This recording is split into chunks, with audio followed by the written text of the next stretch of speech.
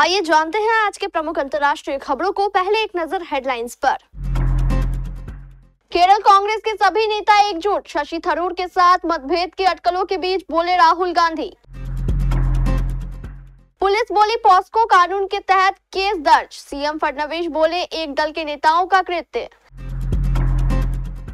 बेटी की हत्या के बाद बोली हिमानी की मां, हमने भूपेंद्र हुड्डा को फोन किया था। मायावती ने आकाश आनंद को सभी पदों से हटाया, बोली मेरे जिंदा रहने तक कोई नहीं होगा उत्तराधिकारी। रेस्क्यू ऑपरेशन पूरा, कुल 8 की मौत।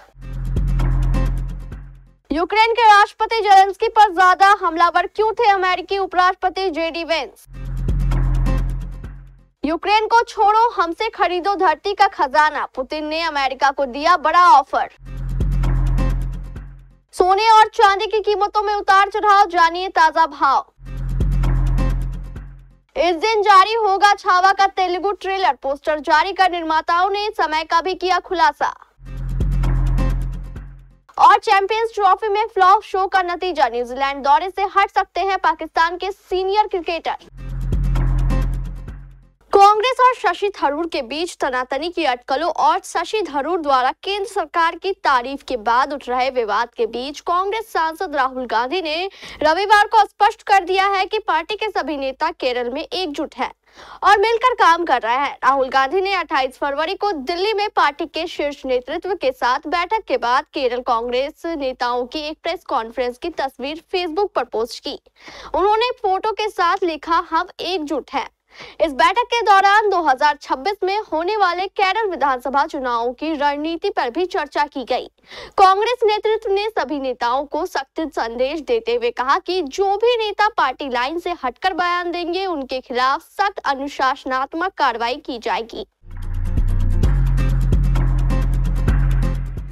महाराष्ट्र से महिलाओं के खिलाफ अपराध का एक हाई प्रोफाइल मामला सामने आया है। केंद्रीय मंत्री रक्षा ने जलगांव में उनकी बेटी को परेशान किए जाने के आरोप लगाए हैं। जलगांव पुलिस ने इस संबंध में पॉक्सो कानून के तहत छेड़छाड़ की शिकायत दर्ज की है। इस मामले में महाराष्ट्र के मुख्यमंत्री देवेंद्र फडणवीस ने भी सख्ती दिखाई है। उन्होंने कहा कि इस शर्मनाक करतूत में एक पार्टी के पदाधिकारी संलिप्त है। फडणवीस ने आश्वस्त किया है कि पुलिस मामला दर्ज कर कार्रवाई कर रही है और दोषियों को किसी भी हाल में बख्शा नहीं जाएगा। फडणवीस ने रायगढ़ में एक सवाल के जवाब में कहा कि एक पार्टी के कुछ पदाधिकारी हैं जिन्होंने ऐसा किया है। यह घटिया हरकत है। पुलिस ने मामला दर्ज कर कुछ लोगों को गिरफ्तार भी कर लिया है। इस तरह का उत्पीड़न अस्वीकार्य है। हरियाणा में कांग्रेस की युवा नेत्री हिमानी नरवाल की हत्या से सियासी पारा हाई हो गया है। इस मामले में अब हिमानी की मां सविता का बयान आया है। उन्होंने अपनी भड़ास निकाली है। सविता ने कहा है कि अब तक मेरे घर कोई नहीं आया है। हमने भूपेंद्र सिंह हुड्डा को फोन किया था लेकिन किसी से भी संपर्क नहीं हुआ। बता दें कि इस मामले में कांग्रेस ने उच्च स्तरीय जांच की मांग की है। समाचार एजेंसी के मुताबिक सविता ने कहा कि मेरी बेटी ने अपनी जान दांव पर लगाई है। उसके साथ रहने वाले और पार्टी वाले उसके साथ रहते थे। अब तक मेरे घर कोई नहीं आया है। हमने हुड्डा के साथ फोन पर बात की। 27 तारीख को रात 9 बजे तक बात हुई थी। चुनाव के बाद वह किसी पार्टी के लिए काम नहीं कर रही थी। वह 10 साल से कांग्रेस से जुड़ी थी। उत्तर प्रदेश में कभी राज करने वाली बसपा में आज घमासान चल रहा है। रविवार को बसपा सुप्रीमो मायावती ने बड़ा फैसला सुनाया।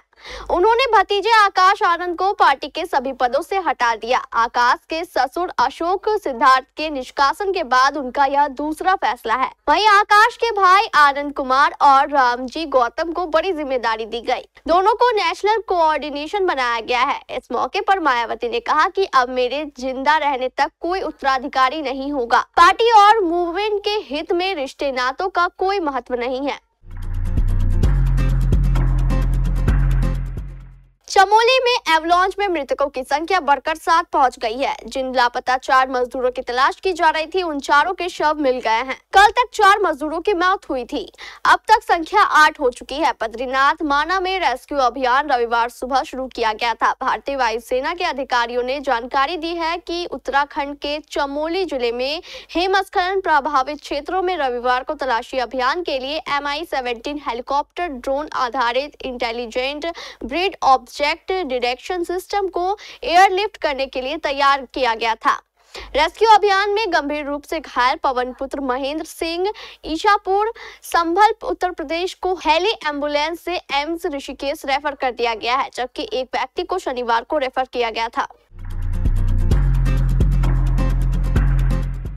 शुक्रवार को अमेरिका के राष्ट्रपति कार्यालय यानी ओवल ऑफिस में उपराष्ट्रपति जेडी वेंस अपने राष्ट्रपति डोनाल्ड ट्रंप से भी आगे बढ़कर यूक्रेन के राष्ट्रपति व्लादिमीर जेलेंस्की पर हमलावर थे। इससे पता चलता है कि अमेरिकी उपराष्ट्रपति को पुराने उपराष्ट्रपतियों की तरह एक विनम्र राजनीतिक सहायक के रूप में काम करने की बजाय एक हमलावर के तौर पर सामने आने में कोई गुरेज नहीं है। शुक्रवार को जेडी वेंस ने ही एक तरह से जेलेंस्की पर हमले का नेतृत्व किया था और उसके बाद राष्ट्रपति ट्रंप भी इसमें शामिल हो गए थे।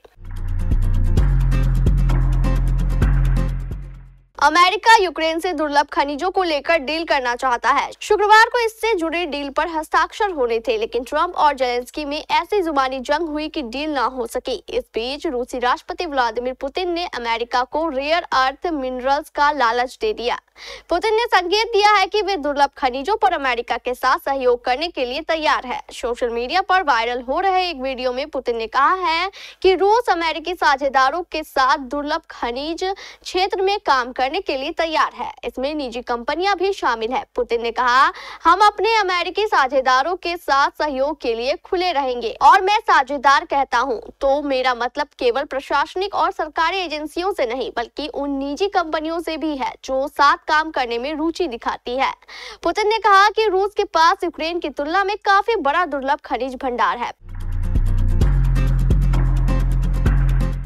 भारतीय सराफा बाजार में सोने की कीमतों में लगातार गिरावट दर्ज की जा रही है। बीते 3 दिनों में सोने के भाव में कुल 1400 रुपए की गिरावट आई है। वहीं शनिवार 1 मार्च को सोने में करीब 500 रुपए तक की कमी देखी गई है। सोने के साथ साथ चांदी की कीमतों में भी उतार चढ़ाव जारी है। 1 मार्च को चांदी के भाव में लगभग 1100 रुपए की गिरावट देखी गई। हालांकि 2 मार्च को चांदी की कीमतों में कोई बदलाव नहीं हुआ। ये 96,900 रुपए प्रति किलोग्राम पर स्थिर बनी रही। आज यानी 2 मार्च को 24 कैरेट सोने का भाव देश के प्रमुख शहरों में 86,800 रुपए है, जबकि 22 कैरेट सोने का भाव 79,500 रुपए प्रति 10 ग्राम पर स्थिर बना हुआ है। लक्ष्मण उतेकर द्वारा निर्देशित और विक्की कौशल और रश्मिका मंदाना अभिनीत फिल्म छावा 14 फरवरी को सिनेमाघरों में रिलीज हुई और बॉक्स ऑफिस पर कमाई के मामले में अच्छा प्रदर्शन किया। वहीं अब यह फिल्म तेलुगु भाषा में भी धमाल मचाने के लिए तैयार है। छत्रपति संभाजी महाराज की वीरता और बलिदान पर आधारित इस फिल्म के अब तेलुगु ट्रेलर पर अपडेट सामने आया है। गीता आर्ट्स डिस्ट्रीब्यूशन इस हिट फिल्म को अब तेलुगु दर्शकों के लिए ला रहा है। अब उत्साह बढ़ाने के लिए निर्माताओं ने कल यानी 3 मार्च को सुबह 10 बजे ट्रेलर जारी करने का फैसला किया है। तेलुगु डबिंग की गुणवत्ता पर खास काम किया गया है और उम्मीद है कि फिल्म तेलुगु राज्यों में बॉक्स ऑफिस पर अच्छी कमाई करेगी। चैंपियंस ट्रॉफी से शर्मनाक तरीके से बाहर होने के बाद पाकिस्तान के कुछ सीनियर खिलाड़ी अगले महीने न्यूजीलैंड दौरे पर जाने वाली टीम से खुद को अलग कर सकते हैं।